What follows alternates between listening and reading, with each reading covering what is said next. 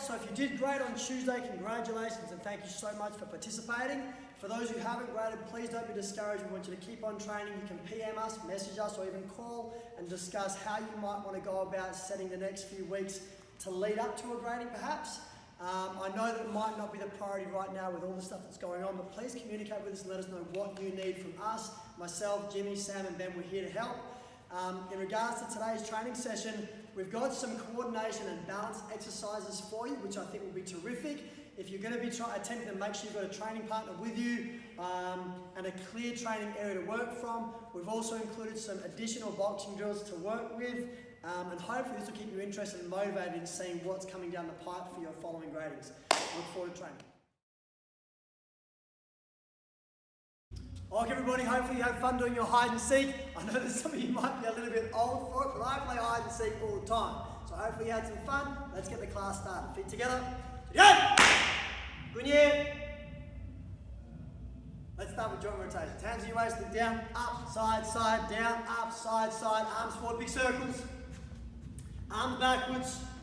Hopefully you guys are making the best of being at home, guys. I know they can get boring. If you really think about it, there's heaps of stuff you can be doing, not just to keep yourself occupied, but things you can be doing to help out your brothers, your sisters, even your mum and your dad. Like, have a look around your training area right now. Is there anything left out? Is there anything that could be put away? Is there any dishes in the sink or in the dishwasher that could be cleaned away?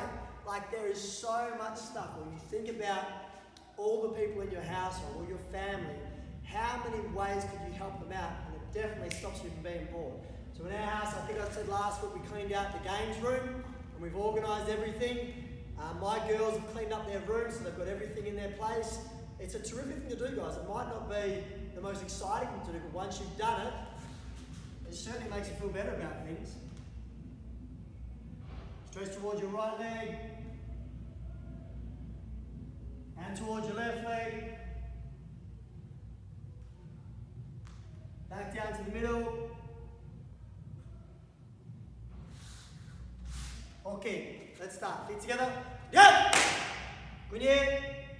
Chumay. Ready position. Horse riding stance, middle section punch, loud voice. 1, 2, 3, 4, 5, 6, 7, 8, 9, 10, and pose. Back to Chumbi, ready position. Feet together, yeah! Good year.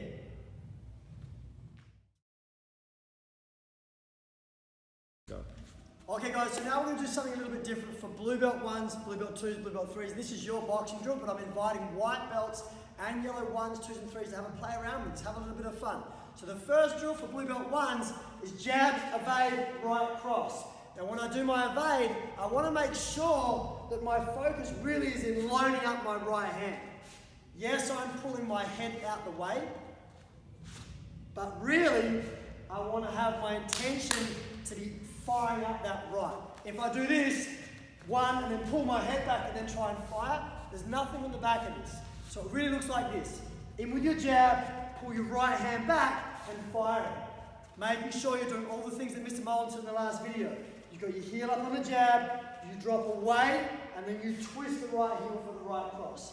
In with your jab, out, right cross. So you can spend a little bit of time on that one. If you want to, you can pause the video and practice this one. Next one is for blue belt 2s. In with your jab, slide away and cover. In with your jab, twist right cross. Bounce. In with your jab, so your heel is up. Slide slightly out with the cover. Back in with your jab, heel up, and twist for your cross. So you can practice that one as well. For now, for blue belt 3s, your drill. In with your jab, slip away, right uppercut, left hook, right cross. So you can bounce, in with your jab, heel up. Slip down so your left shoulder is closer to the target now. Twist, right uppercut, notice my back heel is turned. Left hook, right cross. Now, blue belt 1s, 2s and 3s, you've done this drill a million times. I want you to make sure you're ticking those boxes. Get all the small details correct. Whites and yellow belts Have some fun and see how it goes. See you in the next video.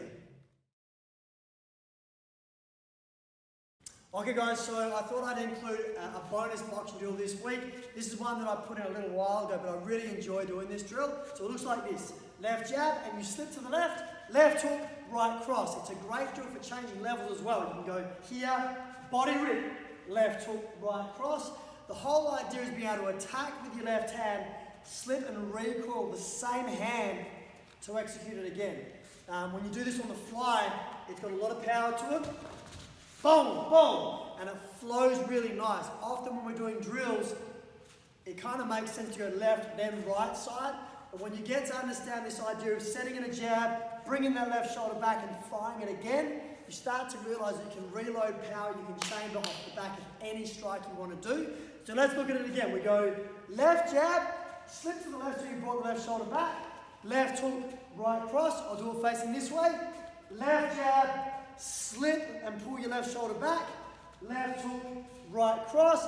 If you want to mix it up a little bit, you can go left jab, slip with a 45, roll in the hook, the rib to the ribs, and then bring it back for the hook to the head, and then cut back in right cross. We'll do it one time facing this way. Jab, slip, rip, left hook, right cross. Just a caveat here, guys. Remember, when you're doing these drills, if the feet aren't working, then the drill won't work. Step in with the jab, heel up high, slip both feet away. Okay, I'll do that again. Step in with the jab with your heel up, slip both feet away so you're loaded up for this shot. Twist both feet in and twist that right foot back. If your feet aren't moving, your hips aren't with the punch, and your shoulders and your body weight won't go with it. Hope you enjoyed, guys. We'll see you in the next one. Okay team, for the next section of the training, you need to get yourself a broom or maybe your bow staff if you have one already, and on that broom or bow staff you want to put a mark at the bottom, in the middle and the top. Make sure you check with your family first. You can do this with a texter or you can do it with some tape like we've done here. Pause the video and then come on back with your training piece. Okay everybody, so in this drill we're going to go over the finer details of going from a front kick foot position to a band or chargi foot position, and then transitioning from there into a yop chargi foot position. Now, the reason this is a great drill to do all together is in transitioning from here to here to here, is you really start to understand the different body shapes that you have to make to execute the kick cleanly. A lot of times when we find yellow belt 3s transitioning up to a blue belt 1, their yop chargi side kick kind of looks similar in the way they chamber it to a band or chargi. So in this exercise, Mr. Molin's going to show you clearly what the difference is between the three shapes. Okay, so Mr. Molin, get you on the guarding stance for me. I want you to hold up chargi position 1. So you'll notice here Mr. Molin's bottom foot's turned about 45 degrees. That allows his hips to travel just enough to be able to execute a clean kick. And then from here he's going to shift into band or chargi. So position number 2. So the bottom foot's turned all the way. His foot, knee and hips are at the same height so we can execute cleanly through the target and back. Position number 3 is now yop chargi. You can see that what you can see is Mr. Molin's brought his knee further across his body. And when this kick comes out, it's kind of like starting a motorbike. It drives from the knee and then shoots back in again. So three very, very different shapes. Now what I mentioned before is a lot of yellow belts, they will form their up chargi or their band or chargi, they'll flick it, and then a yop chargi kind of looks similar. That knee doesn't cut across the body. So I want to show you again the difference in between a band or chargi and a yop chargi position. So can we do band or chargi again? Mr. Molin, hold there. You'll notice the knee is fixed, the foot flicks, and it comes back, but the knee hasn't moved. For yop chargi now, this knee's going to drag all the way across the center line. And now the whole leg fires out, and the whole leg fires back again. So what we were asking for yellow belts and blue belts, we want you to play around with the transition. Do as many band or chargis and transition into yop chargis as you can to make sure it's clear the body shape you have to have for both of those kicks. Good luck with this one, guys. We'll see you in the next video. Okay, senior belts, so while you're at home, it's a great opportunity to break down and practice the finer details of your kicks. So for this exercise, we'll get Mr. Molin to demonstrate a transition from a yop chargi side kick and then chamber for a front leg hook kick. So Mr. Molin, if you can chamber up for the yop chargi, please. Drive a yop chargi out and bring it straight back. And now we bring it slightly further across, it's called a Julio chargi, around and back down again. So you'll notice on the Yopchagi side kick, the foot position stays exactly the same. Drive it back. When we do the front leg hook kick, as it drives out side kick, then the toes come forward. So you're pulling the bottom of the foot through the face. We'll try one more time.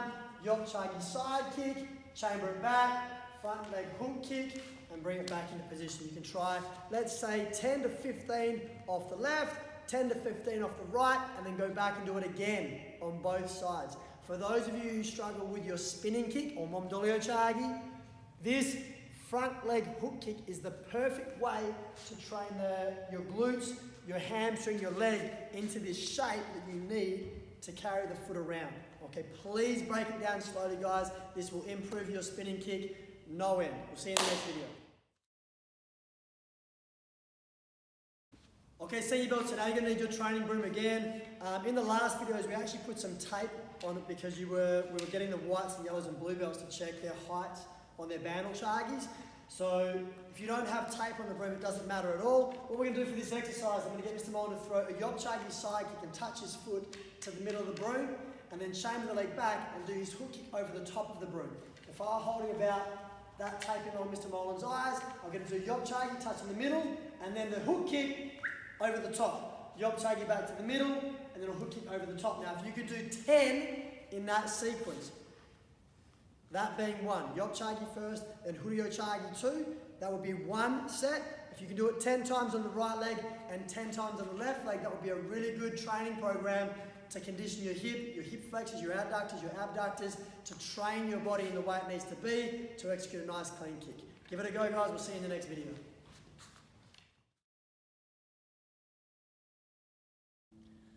Okay, guys, so hopefully you've got your training partner now and they're holding your broomstick or your bow staff with the tape or the markings on it. Now, if you're the same height as the bow staff or the broomstick, then your training partner can leave the stick on the floor. Mr. Mullen's a little bit taller, so what I want to do is I want to bring my bow staff or my broomstick up so the top tape is in line with his eyes.